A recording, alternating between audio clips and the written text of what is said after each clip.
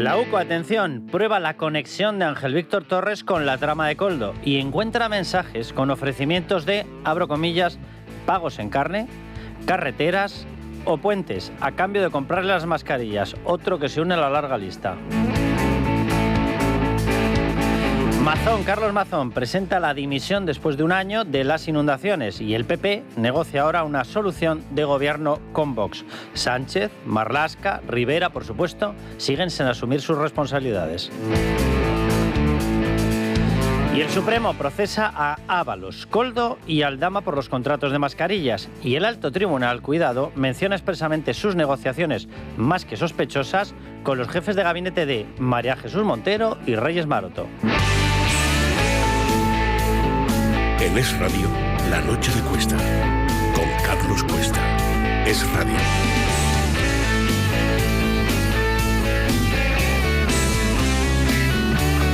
Bueno, pues seguimos con corrupción, ¿cómo no? Hemos hablado de un montón de cosas. La semana pasada hablamos de lo que podía ocurrir con Carlos Mazón. Bueno, se ha presentado esa dimisión. Repito, se ha presentado la suya porque él tiene una responsabilidad. Y la del resto. El resto aquí seguimos esperando, ¿verdad? Bien. Bueno, pues vamos a seguir hablando de corrupción porque sé que es una cosa que no le gusta mucho a Pedro Sánchez. Le gusta, por lo visto, estar rodeado de ella. Le gusta tener un gobierno sumergido en ella. Le gusta que no dimita a nadie. Le gusta no dar explicaciones. Le gusta contestar con eso del no me consta. No me consta a una de las mayores oleadas de corrupción que hemos visto en España en décadas y décadas, literalmente. Pero esto y la radiografía que hoy hemos visto y la fotografía que están haciendo los tribunales demuestra que no es un caso aislado ni muchísimo menos.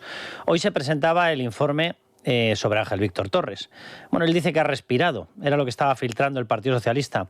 Miren, el informe tiene 353 folios. ¿Qué es lo que ha pasado hoy? Pues lo que ha pasado hoy es que ha sido mal escaneado en la Audiencia Nacional, se han equivocado. Esto es así, literalmente. Y de los 353 solamente hemos podido observar hasta el folio 88. Que de informe de la UCO, porque primero tienes la carátula de presentación, etcétera, pues llegaba hasta el folio 885. Resultado, él ha respirado porque no ha visto el resto. Veremos mañana todo el resto. Pero él dice que respira y la gran pregunta es ¿por qué respira? Miren, yo les voy a contar algunas de las cosas que salen en ese informe. Para empezar, la relación absoluta, evidente, permanente y cotidiana de Ángel Víctor Torres, ministro en estos momentos, presidente del Gobierno de Canarias, durante el periodo del COVID, la relación, repito, permanente con la trama de Koldo García Izaguirre. Hasta el punto de, y se lo he contado antes, que entre los ofrecimientos de pagos que hacía Koldo, y lo hacía a través de Antonio Olivera, el responsable del sistema de salud, que por cierto, responsable del sistema de salud, que en estos momentos es jefe de gabinete de Ángel Víctor Torres, con lo cual que me expliquen cuál es la tranquilidad.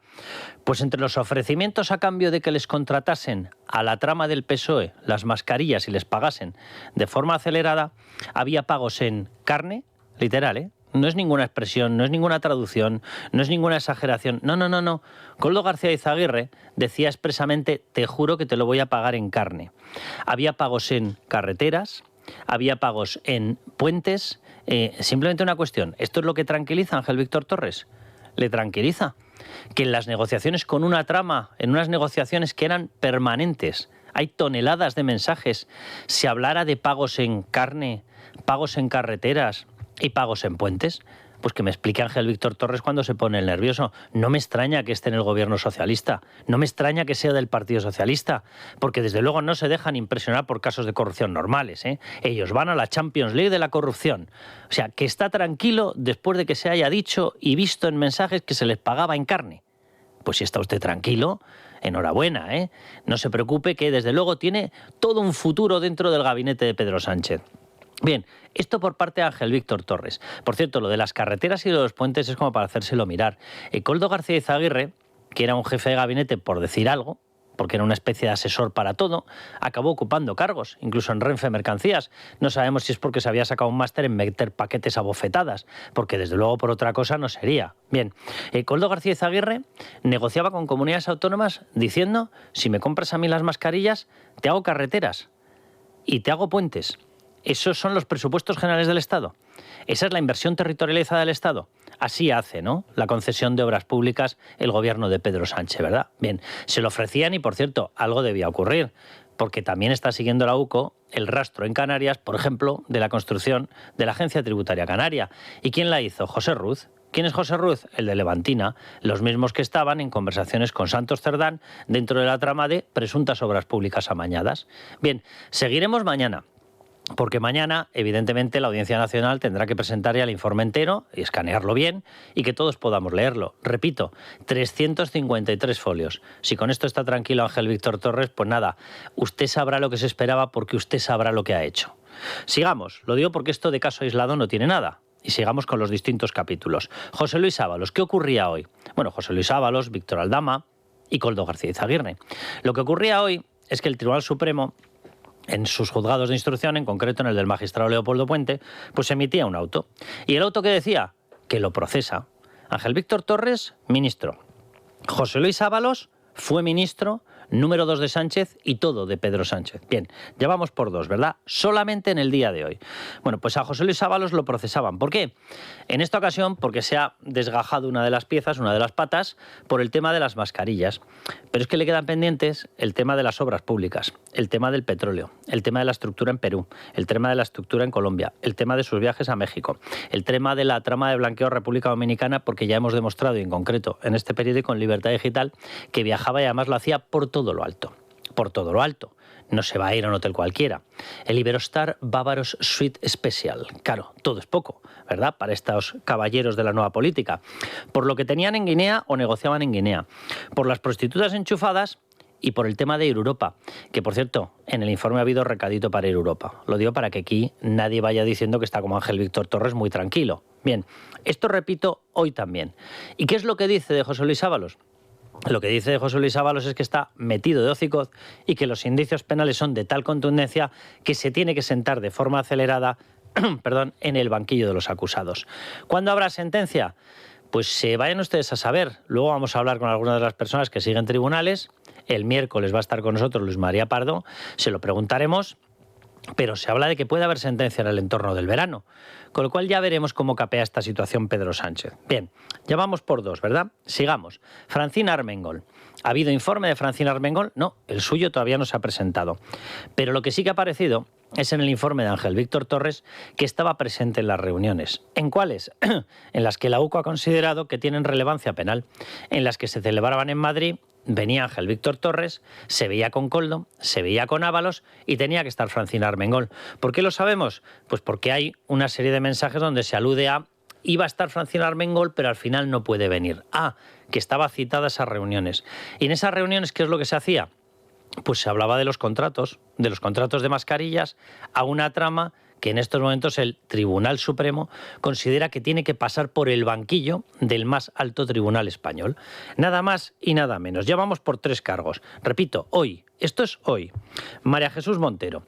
¿Qué es lo que se ha dicho? Bueno, pues en ese informe en concreto, en el auto, en el cual se envía a procesamiento a Ábalos, Aldama y Koldo García Izaguirre, se dejan 2 capítulos muy llamativos al margen y en esos 2 capítulos resulta que en uno se habla de María Jesús Montero y en otro se habla de, siguiente personaje, Reyes Maroto. ¿Qué se dice de María Jesús Montero? Pues que la trama había trazado una serie de negociaciones y las materializó, existieron, las ha comprobado, con Carlos Moreno, el jefe de gabinete de María Jesús Montero. ¿Con qué objetivo?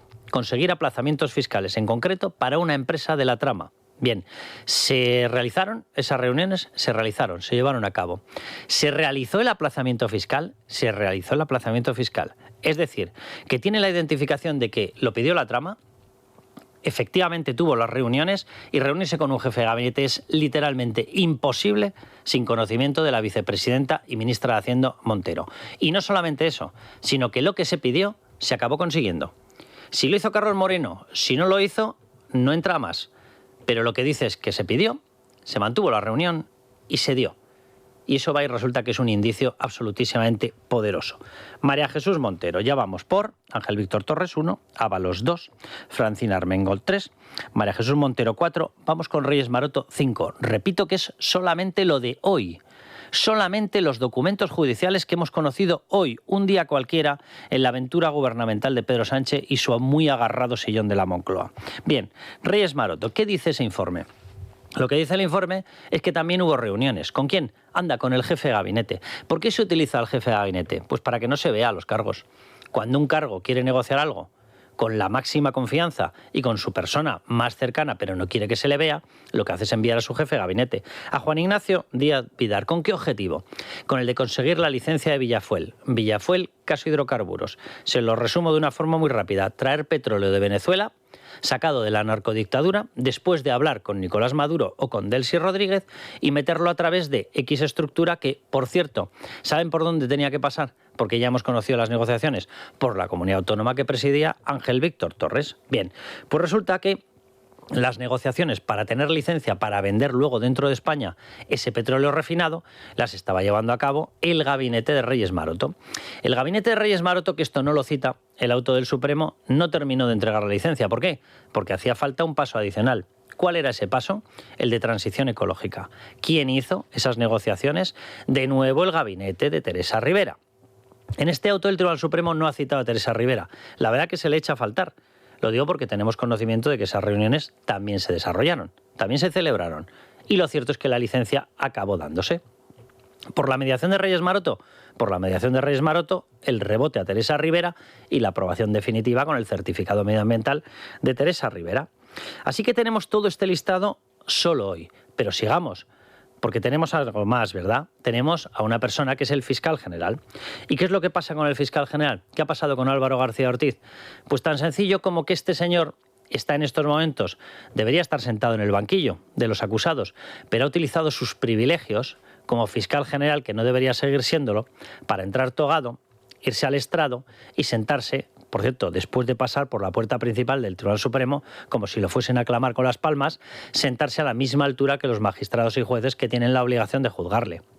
Y ahí estaba. Pero está en un procesamiento, está en el juicio oral. ¿Y saben por qué?